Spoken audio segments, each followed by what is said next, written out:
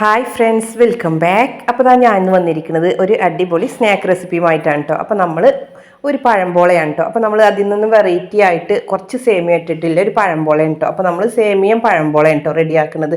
അപ്പോൾ നല്ല അടിപൊളി ടേസ്റ്റ് തന്നെയാണ് കേട്ടോ ഇതിന്. അപ്പോൾ നമുക്കിതെങ്ങനെ ഉണ്ടാക്കുന്നതെന്ന് കണ്ടു നോക്കാം.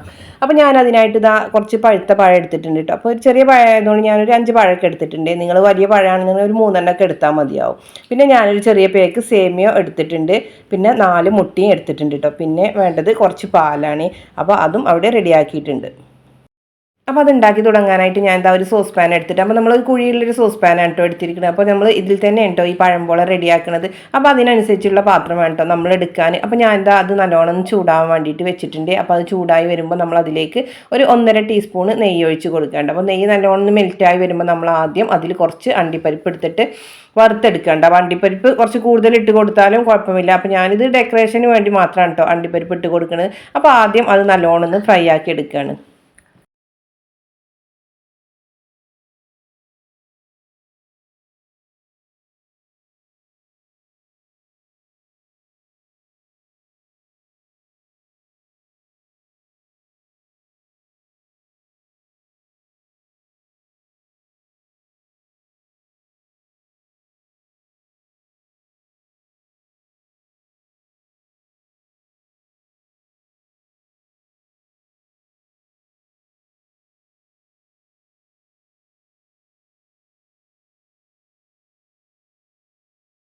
അപ്പോൾ ഇത് അണ്ടിപ്പരിപ്പ് നമ്മൾ നല്ലോണം ഫ്രൈ ആക്കി മാറ്റിയെടുത്തിട്ടുണ്ട് കേട്ടോ. അതിന് ശേഷം നമ്മൾ ഇതേ നെയ്യിലേക്ക് തന്നെ നമ്മൾ എടുത്ത് വെച്ച സേമിയ ഇട്ട് കൊടുക്കട്ടെ. അപ്പോൾ ഞാൻ 100 ഗ്രാമിൻ്റെ ചെറിയ പേക്കാണ് മേടിച്ചിരിക്കുന്നത് കേട്ടോ. അപ്പോൾ അത്രത്തോളം അളവ് മതി കേട്ടോ സേമിയൊക്കെ എടുക്കുമ്പോൾ. എന്നിട്ട് നമ്മൾ നല്ലോണം ഗോൾഡൻ ബ്രൗൺ നിറമാവുന്നത് വരെ നമ്മൾ നല്ലോണം വറുത്തെടുക്കുകയാണ് കേട്ടോ. അപ്പോൾ ഇത് വറുത്തെടുക്കുമ്പോൾ നമ്മൾ കുറഞ്ഞ തീയിലിട്ട് വേണം വറുത്തെടുക്കാൻ, അല്ലെങ്കിൽ ഇതിൻ്റെ നല്ലോണം കരിഞ്ഞു പോകട്ടോ. അപ്പോൾ നമ്മൾ കുറഞ്ഞ തീയിലിട്ടിട്ട് ഇങ്ങനെ സാവകാശം വേണം കേട്ടോ വറുത്തെടുക്കാൻ. അങ്ങനെ ഇതിനൊരു ഗോൾഡൻ കളർ എന്തായാലും വരണം കേട്ടോ. അപ്പോഴാണ് ഈ പഴംപോളയിൽ ഈ സേമിയ കാണുമ്പോൾ നല്ല അടിപൊളിയായിട്ടിരിക്കുക. അപ്പോൾ നമ്മൾ സേമിയൊക്കെ ഇതാ നല്ലോണം ഗോൾഡൻ കളറായി വന്നിട്ടുണ്ട് കേട്ടോ. ഈ സമയത്ത് നമ്മളിതിലേക്ക് ഒരു 2 കപ്പോളം വെള്ളം ഒഴിച്ച് കൊടുക്കുന്നുണ്ട് കേട്ടോ. അല്ല നിങ്ങളുടെ കയ്യിൽ പാല് കുറച്ച് കൂടുതലുണ്ടെന്നുണ്ടെങ്കിൽ പാലൊഴിച്ചിട്ട് സേമിയ വേവിച്ചെടുത്താലും മതി കേട്ടോ. അപ്പോൾ എന്തായാലും ഞാൻ വെള്ളത്തിലാണ് കേട്ടോ ഇത് വേവിച്ചെടുക്കുന്നത്. എങ്ങനെ ചെയ്താലും ടേസ്റ്റ് തന്നെയാണ്. പാലാകുമ്പോൾ പിന്നെ കുറച്ച് കൂടുതൽ ടേസ്റ്റ് ഉണ്ടാവുമെന്ന് അറിയാലോ.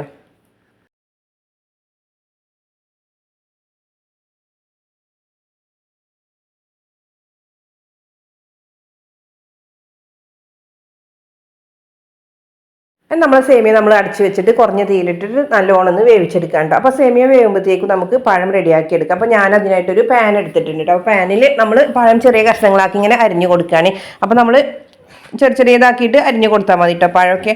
അങ്ങനെ ഞാൻ പഴം മൊത്തത്തിൽ അങ്ങനെ അരിഞ്ഞെടുത്തിട്ടുണ്ട്. അപ്പോൾ പഴത്തിൻ്റെ കണക്കൊക്കെ നിങ്ങളെ കയ്യിലില്ല പഴത്തിനനുസരിച്ച് ചെയ്താൽ മതി കേട്ടോ. അപ്പോൾ ഒരുപാട് പഴം ഇട്ടിട്ട് ചെയ്യരുത്. അപ്പോൾ ഞാനിത് ചെറിയ പഴമായതുകൊണ്ടാണ് കേട്ടോ ഇത്രക്ക് പഴം എടുക്കുന്നത്.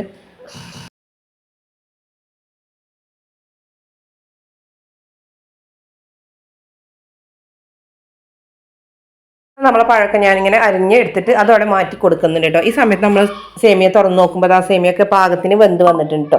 ഈ സമയത്ത് നമ്മളൊരു 3 ടീസ്പൂൺ പഞ്ചസാര ഈ സേമിയത്തിലേക്ക് ഇട്ട് കൊടുക്കേണ്ട. അപ്പോൾ സേമിയത്തിലൊന്ന് പിടിച്ച് വരാൻ വേണ്ടിയിട്ടാണ് കേട്ടോ ഞാൻ ഈ സമയത്ത് ചേർത്ത് കൊടുക്കുന്നത്. എന്നിട്ട് നമ്മൾ കുറഞ്ഞ തീയിലിട്ടിട്ട് കുറച്ച് സമയം കൂടി ഇങ്ങനെ വേവിച്ചെടുക്കുകയാണ്.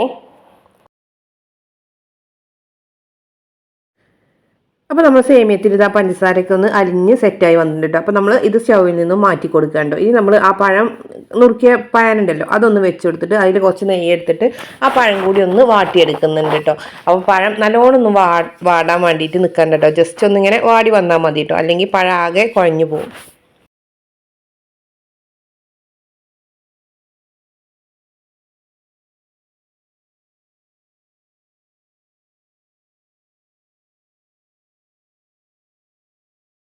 കുറച്ച് സമയം അങ്ങനെ വാട്ടി കൊടുത്തപ്പോൾ നമ്മുടെ പഴം നമ്മുടെ പാകത്തിന് വെന്ത് വന്നിട്ടുണ്ട് കേട്ടോ. അപ്പോൾ നമ്മൾ ഈ പഴത്തിൻ്റെ തീയൊന്ന് കുറച്ച് കൊടുത്തിട്ട് നമ്മൾ വീണ്ടും സേമിയത്തിൻ്റെ പാനിനെ ഈ അടുപ്പിലേക്ക് വെച്ച് കൊടുക്കാം കേട്ടോ. എന്നിട്ട് നമ്മൾ ഈ പഴം ഈ സേമിയ മിക്സിലേക്ക് ഇട്ട് കൊടുത്തിട്ട് നല്ലോണം മിക്സ് ആക്കി കൊടുക്കുകയാണ്.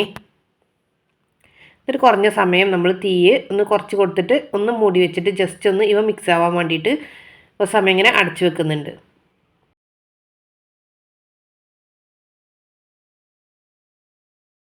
അതവിടെ കിടന്നിട്ട് സെറ്റായി വരുമ്പോഴത്തേക്കും ഇതാ നമുക്ക് മിക്സിൻ്റെ ജാറിലേക്ക് ഒരു 4 കോഴിമുട്ട പൊട്ടിച്ചൊഴിക്കാം കേട്ടോ. അപ്പോൾ നമ്മൾ 4 കോഴിമുട്ട കേട്ടോ ഇതിലേക്ക് എടുത്തിരിക്കണം. അപ്പോൾ നമുക്ക് കുറച്ച് കനത്തിൽ പഴംപോള ലഭിക്കണമെങ്കിൽ കുറച്ച് 4 മുട്ടയൊക്കെ എടുക്കണം കേട്ടോ. പിന്നെ നിങ്ങൾക്ക് കുറച്ച് കൂടുതൽ വേണമെന്നുണ്ടെങ്കിൽ മുട്ടൻ്റെ അളവും പാലിൻ്റെ അളവൊക്കെ ഒന്ന് കൂട്ടി കൊടുത്തിട്ട് ചെയ്യുകയും ചെയ്യാം. അപ്പോൾ ഈ പാകത്തിന് നമ്മൾ 4 കോഴിമുട്ട കേട്ടോ എടുക്കുന്നത്. അങ്ങനെ കോഴിമുട്ടയൊക്കെ അതിലേക്ക് ഒഴിച്ച് കൊടുത്തതിന് ശേഷം നമ്മൾ ഒരു 1.5 കപ്പ് പാലും കൂടി ഇതിലേക്ക് ചേർത്ത് കൊടുക്കുന്നുണ്ട് കേട്ടോ.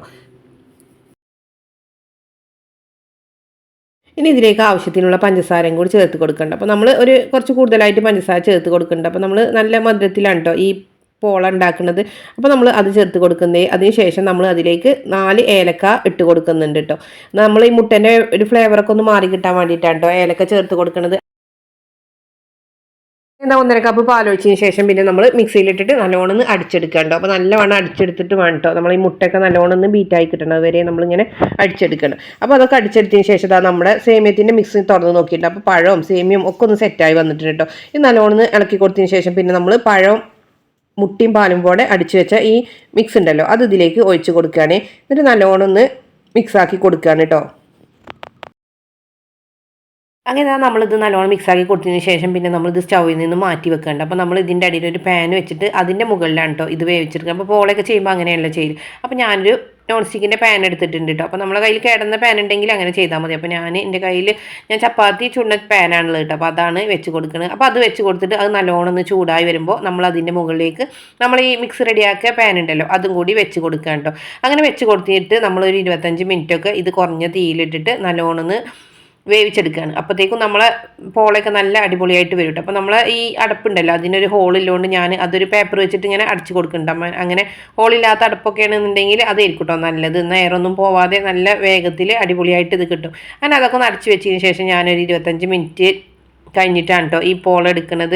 അപ്പോൾ അതിൻ്റെ മുന്നേ നമ്മളൊരു 10 മിനിറ്റ് കഴിയുമ്പോൾ നമ്മളതൊന്ന് തുറന്ന് നോക്കിയിട്ടുണ്ട് കേട്ടോ. അപ്പോൾ ഇത് നല്ലോണം സെറ്റായി വരുന്നുണ്ട്. അപ്പോൾ ഞാൻ ഈ സമയം ഇതൊരു ഡെക്കറേഷന് വേണ്ടിയിട്ട് ഇതിൻ്റെ മുകളിൽ ഞാൻ ആദ്യം വറുത്തെടുത്തിരുന്നല്ലോ ആ അണ്ടിപ്പരിപ്പ് ഇങ്ങനെ വെച്ച് കൊടുക്കുന്നുണ്ട് കേട്ടോ. അപ്പോൾ അണ്ടിപ്പരിപ്പൊക്കെ ഈ സമയത്ത് ഇങ്ങനെ വെച്ച് കൊടുത്താൽ മതി. അല്ല നമ്മൾ ഈ മിക്സിൽ തന്നെ അണ്ടിപ്പരിപ്പ് അങ്ങനെ ചേർത്ത് കൊടുക്കുകയാണെങ്കിൽ അങ്ങനെ ചേർത്ത് കൊടുത്താലും മതി. അപ്പോൾ ഞാനിതൊരു വീഡിയോയിൽ കാണുമ്പോൾ ഒരു ലുക്ക് കിട്ടാൻ വേണ്ടിയിട്ടാണ് കേട്ടോ ഇങ്ങനെ ചെയ്യുന്നത്.